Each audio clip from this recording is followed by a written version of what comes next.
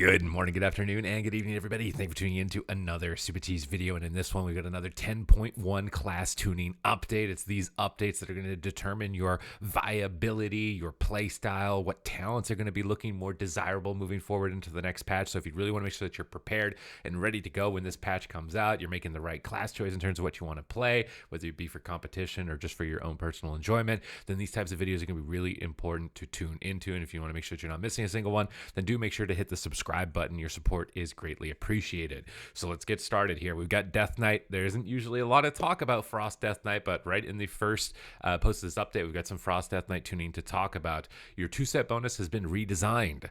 Your Howling Blast damage has been increased by 20%. Consuming Rime increases the damage of your next Frostworm's Fury by 5%, stacking up to 10 times.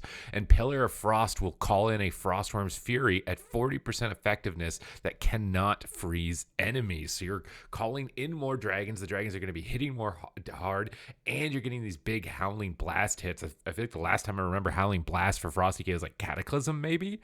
So this could be really cool for burst damage. Definitely fits well with the fantasy of the class. It seems a lot more exciting. And your 4-set bonus has also been redesigned. Frostworm's Fury causes enemies hit to take 25% increased damage from your critical strikes for 12 seconds. So if you're getting a massive amount of obliterate spams after landing a Frostworm's Fury, and I would assume that this also includes the Pillar of Frost Frostworm's Fury, this could be really bursty. It sounds like a lot of fun, honestly. This is like the first time I've read something for Frosty K where I'm like, wow, that like I actually might want to make a Frosty K after reading that. So pretty exciting here for 10.1 for Frosty K. For Unholy DK, your 2-set bonus has also been redesigned. Death Coil and Epidemic damage has been increased by 10%. Casting Death Coil or Epidemic grants a stack of Master of Death up to 20, and Dark Transformation will consume Master of Death and grant 1% mastery for each stack for 20 seconds. So a lot more focus on Death Coil, it seems like, with this iteration. With your 4-set bonus, it's also been redesigned. Army of the Dead will grant 20 stacks of Master of the Dead. I wonder if this will also include when you run the Honor talent for Abomination. When Death Coil or Epidemic consumes Sudden Doom, gain 2 extra stacks of Master of Death and 10% mastery. So really focusing on your sustained damage, really focusing on Death Coil, trying to go back to an older flavor of Death Knight.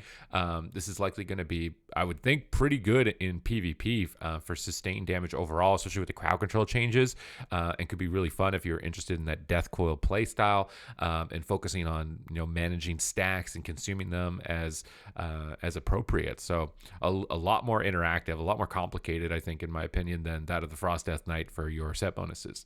For Death Knight, your 2-set bonus has been adjusted. Not reworked, adjusted. Gain Seething Fury every 175 Fury, down from 200. And your 4-set bonus has also been adjusted. Each time you gain Seething Fury, the damage of your next I-Beam is increased by 15%, was 12%. So with Demon Hunter, they're really focusing on I-Beam. This could be really frustrating in PvP because if people are, on the ball with stopping that, they can completely deny your I-Beam casts. So this could likely hinder you quite a bit here moving forward into the next patch.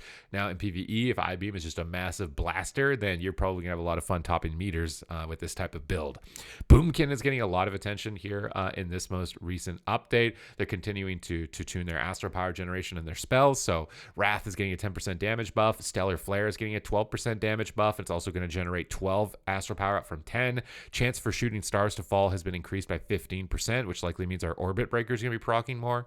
Soul of the Forest now increases Wrath Astral Power gain by 30%, down from 50, and increases Starfire's damage and Astral Power generation by 20 for each target beyond the first, up to 60, was 30 and 90. So nerfs here to Soul of the Forest. I wonder if that's because Boomkins are spamming Starfire in PvE as a rotation. Golden's Fang reduced by 10%. Not really happy to see that. That means that some buffs here are just offset by that nerf. Rattle of the Stars is going to last longer, but it's going to be a less damage bonus. Only 8% per stack, down from 10%. And honestly, a 1 second longer duration is not... Yeah, I don't know if that's too good for us. New Moon, Half Moon, and Full Moon and Fury of a Loon Astral Power generation increased by 20%. I was also thinking like it would be nice if Full Moon or Fury of a Loon applied Stellar Flare. This could be another way to make these talents more appealing, just another way to get Stellar Flare onto the target. Would make them a lot more desirable, I would think, at least, because they're, Full Moon's AoE would apply it to everything hit. Same thing with Fury of a Loon. Your 2-set bonus has been adjusted. Sunfire, Moonfire, and Shooting Stars damage increased by 20%. Remember, they increased the proc rate too, so 2% increase here. On your 4-set bonus, Crashing Star damage has been increased to 76.5% of spell power up from 72. So just some adjustments overall. Not super excited about this Golden Fangs or Rattle the Stars, but definitely the Shooting Stars proccing more. Full Moon's going to be powerful. Stellar Flare damage could be more powerful. And we got some PvP talents I talked about, and I'll have them linked in a video after this, that's going to be helping out our Moonfire and Sunfire. For Resto Druid, your 2-set bonus has been adjusted. Rejuvenation and Life Bloom healing increased by 12% down from 15. Ooh, Resto Druid nerfs. Regrowth healing over time increased by 50 down from 75%. And for your 4-set bonus, also adjusted. Flourish increases the rate of your heal over time effects by 30% for an additional 16 seconds after it ends, down from 40%. So just nerfs overall for Resto Druid, it seems, with this change. For Survival, Lunge's Wildfire Bomb cooldown reduction now requires you to have a 2-handed weapon equipped. I wonder what was going on with that. Seems like a bug fix more than anything. For Arcane, your 4-set bonus has been redesigned. For every 24,000 mana spent on and during Arcane Surge, your spell damage is increased by 1% for 12 seconds. After Arcane Surge fades, stacking up to 25 times, mana regeneration is increased by 50% for this time. So trying to like extend the window of burst for Arcane beyond just the initial Arcane Surge. It could be strong. I kind of want to wait and see it play out as to whether or not it will actually help your viability. For Mistweaver Monk, your 2-set bonus has been adjusted. Renewing Mist has a chance to grant a Soulfang infusion, granting you 3% of your maximum mana over 3 seconds, down from 5%. Even with 3%, I don't think Mistweavers are going to be running out of mana, especially if you're running Fist Weaving build. Like with these set bonuses, I feel like you're never going to run out of mana. For Windwalker Monk, 2-set bonus has been redesigned. Rising Sun Kick deals 12% increased damage and goes Nova, dealing Shadow Flame damage to all enemies within 8 yards. So you're going to get AoE Rising Sun Kicks and AoE Fists of Furies. Fist of Fury is already AoE, but like that's a lot of cleave possibilities here for Windwalker. Definitely going to help with Mythic Plus in terms of trash pulls. For Paladin, Seal of the Crusader damage is getting a 100% buff. Your 4-set bonus is being redesigned as Prot. Judgment critical strikes apply Heartfire and can trigger Grand Crusader. For Retribution, Templar's Verdict now correctly triggers Empyrean Legacy.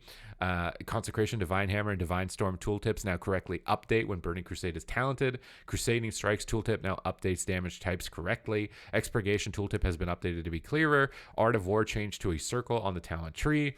These are just some like very minor stuff. Templar's Verdicts and Justicar's Vengeance changed to a square on the talent tree. I don't even know why you need to tell us this, but okay. Searing Light is now called down upon the target rather than yourself. Aberris, your 2-set bonus has been adjusted. Judgment and Hammer of Wrath deal 10% increased damage and 20% increased critical strike damage. Hammer of Wrath applies Judgment to enemies. Oh my goodness, man. They need to remove Judgments of the pure honor talent if you're getting even more Judgments. Oh god. 4-set bonus has been adjusted. Judgment increases the damage enemies take from your Holy Power spenders by an additional 5%, and Hammer of Wrath now hits 4 nearby enemies for 20% of its damage, so a little bit of extra passive cleave and burst on your spenders. For Disciplined Priest, your 2-set bonus has been redesigned. Shadowward Pain, Purge the Wicked, damage increased by 25%. Power Word Shield absorbs 20% additional. That is crazy for Disc Priest in PvP. Absolutely crazy throughput. Your 4-set bonus has been redesigned. Every 3 casts of Power Word Shield causes your next atonement granted by Power Word Shield to last an additional 15 seconds and heal 20% more. Oh my god, you're going to get a massive atonement boost onto a target here if you can keep track of that. This is massive throughput. This is going to change your gameplay quite a lot as opposed to just kind of like spamming at your shields. You got to be really focused on when you're on your 3rd powered shield who you're going to apply this big atonement to. Really cool bonus here for Disc Priest. For Holy Priest, your 2-set bonus has been redesigned. When you cast Prayer of Mending, there's a 35% chance its effect is duplicated to another ally. Not really excited about this type of effect. It's kind of passive proc RNG healing. 4-set bonus has been redesigned. When Prayer of Mending jumps or expires, it increases the damage and healing of your next holy word by 4%, second to 15 times. Now, this could provide you a really big holy fire, or just really effective holy word healings, like holy word Serenity possibly. So a lot of really effective healing from this with the engine of this, but I wouldn't say it's as cool as the Disc Priest one, at least from my point of view. For Shadow Priest, your 2-set bonus has been redesigned. Increase the chance for Shadowy Insight to trigger by 25%. When consuming Shadowy Insight, Mind Blast deals 30% increased damage and generates 4 additional insanity. For your 4-set bonus, it's also been redesigned. Devouring Plague damage increased by 15%. Every 4 casts of Devouring Plague increases the damage of your Shadowy Imp apparitions conjured within the next 10 seconds by 80%.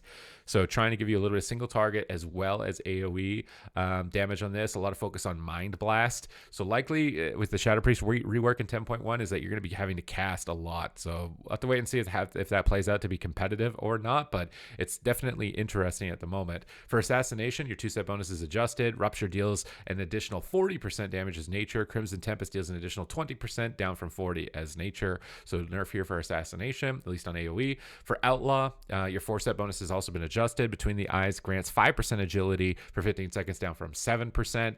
Honestly, not the most amazing set bonus in my mind. Kind of really boring, and you're getting nerfed, so it feels bad. For Shaman, Deeply Rooted Elements should now activate more consistently for all specializations. For Enhancement, we've got Maelstrom weapon damage increase now has a separate value from its healing increase. This applies to improved Maelstrom weapon and Raging Maelstrom. So this could be a big nerf. And I talked about this in the other video. I'll have linked at the end of this for the PP changes. This could mean that your healing is getting gutted. We're not 100% on this just yet. For Restoration Shamans, your 2-step bonus is being adjusted. Healing of Tide Waters increased to 175% of spell power, up from 140. And your 4-step bonus has been redesigned. Each ally healed by Tide Waters increases your healing by 1% for 6 seconds and increases the healing of your next healing wave or healing surge by 10% or your next chain heal by 2%.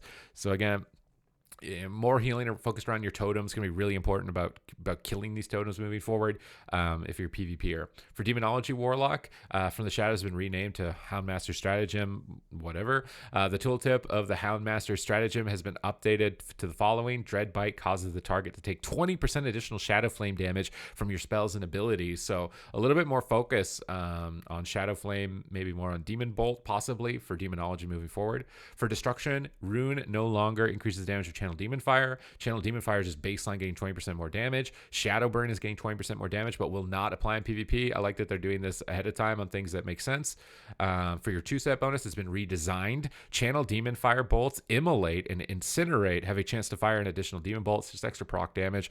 4-step bonus has been redesigned. Demon Fire bolts increase the fire damage you deal by 1% for 13 seconds for each bolt cast, stacking up to 8 times. Gaining a stack does not refresh the duration, so this will likely fall off just like a very moderate amount of fire damage increase. Not really the most spectacular bonus here. For Arms Warrior, your 2-step bonus is being readjusted. Deep Wounds critical strikes have a chance to increase the damage of your next slam by 15% down from 25. I don't really know how I feel about focusing on slam here for Warrior. I'm not sure if they're doing this just because nobody ever plays the slam talents and they really want to just make Warriors play something they never played before, but I'm a bit worried about it being viable or not, and now it's getting nerfed, so I mean obviously it must have been viable enough that they nerfed it, I guess, but I am a bit worried about Arms Warrior with a slam focus like this. But if you're excited about it, let me know in the comments down below. That's it for my update here, this most recent update for 10.1, and I'll keep these coming to you guys as they come out. So thank you very much for watching the video. Hope that's got you intrigued. There's definitely some really cool classes coming forward for 10.1. Frost DK is grabbing my attention right now, to say the least. I'm curious to see where the rest of them end up. But other than that, thank you for watching the video, and I will see you in the next one.